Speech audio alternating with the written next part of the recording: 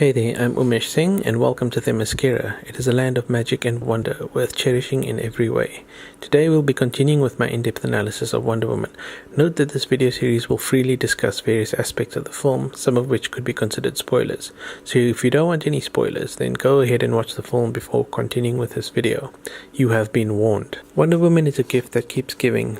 By revisiting the film at different times, perhaps with a different state of mind, one can pick up on interesting connections within the film. Before we continue, let's reflect back on previous thoughts. Back in scene 1, in the opening shot, we saw a stylized rendering of Earth as viewed from space. My first impression was this could be viewed as a commentary on the impact of human activity on the environment, and the subsequent call to action. On a recent rewatch, when I took Diana's monologue into account and how it's timed to the footage, another thought came to mind. We start in space, as Diana opens with, "I used to want to save the world, this beautiful place, but I knew so little then. It is a land of magic and wonder, worth cherishing in every way." We then plunge into the clouds, which gives us a fade to white moment. When we emerge from the clouds, we see a realistic looking world, and Diana continues, "But the closer you get, the more you see the great darkness simmering within." In visual storytelling, fade to black typically means a conclusion of something, whereas a fade to white, on the other hand, is more of a vague transition, like someone fainting or death, as in going into the light or waking up from a dream. Here in this case, the clouds create a fade to white moment that symbolizes the transition from naivete to knowledge, going from a child's idealized view of the world towards wisdom and understanding of the complexity of human nature. So as you can see, it's definitely worthwhile to revisit films with a fresh set of eyes every so often.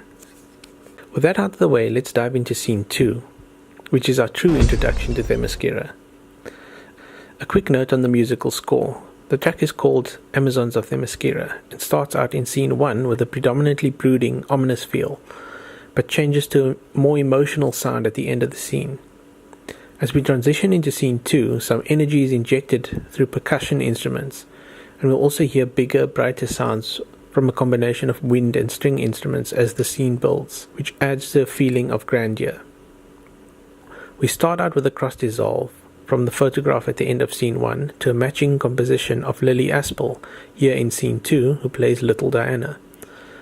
The editing choice immediately suggests that this is the younger version of Diana. Our very first shot of young Diana is that of a happy child, excitedly smiling as she jogs. Patty Jenkins was deliberate in her introduction of Diana as someone who's active, both in scene 1 where we had Diana purposefully walking, and here again in scene 2 where we have young Diana introduced while actively jogging. So in both cases, she's more active than her environment and the background characters that are around her. Having the tracking shot leading ahead of Diana also allows us to get hints of the exotic world, with ancient stonework blending into the natural environment.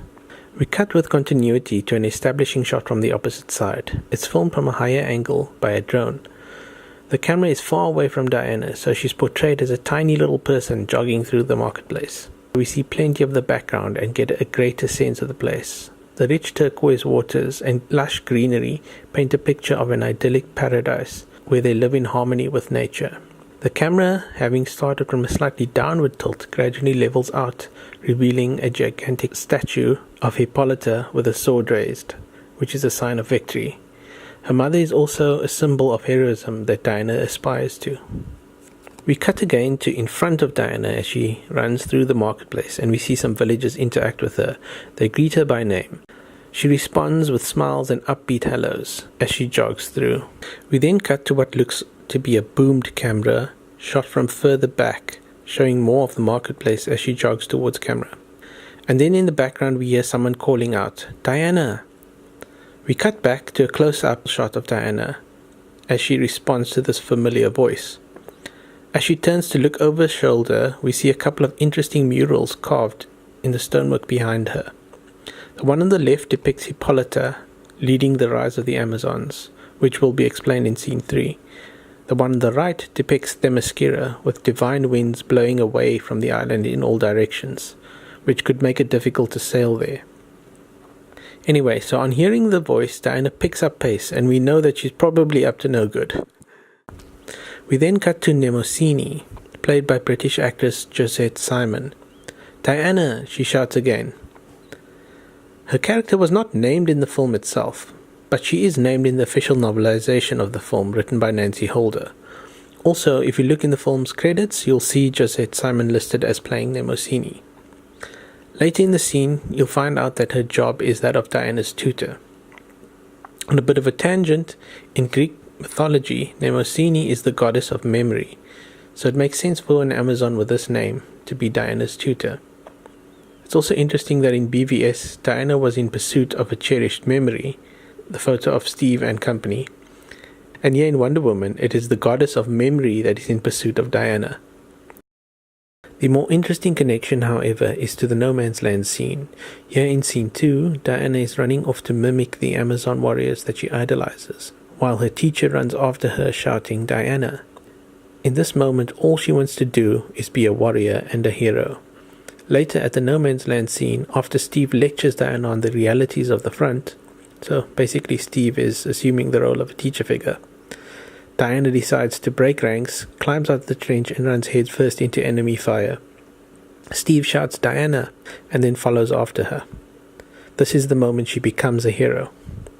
So this is the first of many connections in the film that I classify as child at play versus woman at war. And we'll see these come up a few more times in this scene.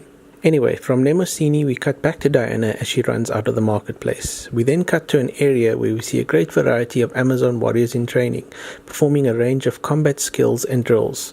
We see incredible displays of strength, coordination, flexibility, bravery, and skill. Patty Jenkins and Matthew Jensen use slow motion and speed ramping to exaggerate these moments, to allow us to appreciate the artistry of it all, the beauty in motion. These slow motion shots are also accompanied by swells in musical orchestration. We then cut to a shot overlooking the training area. There are two prominent stone statues. On the right we have a statue of Antiope holding a spear similar to the one that she uses in scene 3. The statue in the background appears to be the Greek goddess Hebe, holding a pitcher. Hebe is the divine cupbearer to the gods of Olympus and is also known as the goddess of eternal youth, and this links to the Amazons as immortal beings. We then cut to a shot of Diana with her hand on a spherical sculpture, another child at play versus woman at war connection. Here in scene 2, Diana with hand on rock is an onlooker who romanticizes fighting and is oblivious to the consequences of battle. Later, at the start of the beach battle scene, adult Diana has her hand on a rock and she's an onlooker, but she finally realizes the realities of war, the inevitable loss of life. We then cut to a few shots of Artemis, played by legendary boxer Anne Wolfe, standing on a wooden platform, taking on all comers. In the official novelization, little Diana idolizes the powerful dark-skinned Amazon. Oh, to be like Artemis, she thinks. As little Diana mirrors the training of the Amazons, she catches the attention of Antiope. Another child at play versus woman at war connection. Here we have a lower angle shot from behind Amazons who look up to Diana, someone who has the potential of becoming an incredible hero. Later, with the liberation of Veld, after Diana takes out the sniper, she will stand atop the church and we'll see a similar shot where the villagers will look up to her as their hero. Next, we cut through a few close-up shots which paint a picture purely through facial expressions traded by Antiope and Diana. The exchange can be described as follows. Antiope tries to narrow her eyes and shake her head in disapproval, but Diana sees the smile behind Antiope's look, which is trying to say, "Why aren't you in history class?" And Diana's reply to this is, "Because I'm ready to fight, let me try, let me train," and she smiles. This priceless moment is interrupted by Mnemosyne calling out, "Diana, I see you!" And Diana once again is on the run. The music transitions to give a more playful action feel. As Diana runs up a stairway, we see an armadillo in the foreground. Now, armadillo is a Spanish word and translates as little armored one. And as we can see, little Diana is armored with her metal braces. Besides the armor plating, the armadillo is also known for its ability to dig, which could also be symbolically tied to Diana's archaeology job in present-day Paris. Next we see Diana running and leaping off an edge. Here she leaps before she looks. This action is contrasted later when she raids the Themyscira armory. In that scene, she looks down the cliff face and then does a practice jump before she commits to making her leap.